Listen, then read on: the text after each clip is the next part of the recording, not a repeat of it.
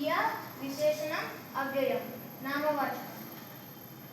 పేర్లను తెలిపే పదాలను నామవాచకం అంటారు.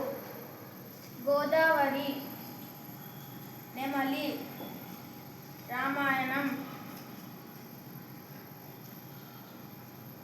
హైదరాబాద్, విమల. సర్వనామం. నామవాచకాలకు బదులుగా వాడే పదాలను సర్వనామం అంటారు. ఉదాహరణ: ఇది, మీరు, ఆమె, వారు, అతడు. క్రియ. పనులను తెలిపే పదాలను క్రియ అంటారు.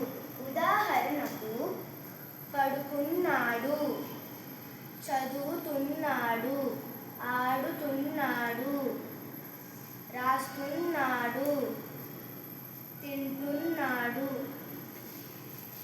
విశేషణం. నామవాచకం సర్వనామం యొక్క గుణాలు తెలిపే పదాలను విశేషణం అని అంటారు.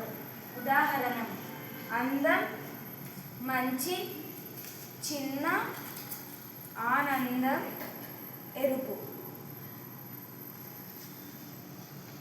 అవ్యయం. లింగవచన విభక్తులు లేని పదాలను అవ్యయం అని అంటారు. ఉదాహరణం: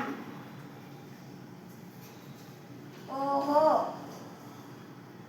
అమ్మో,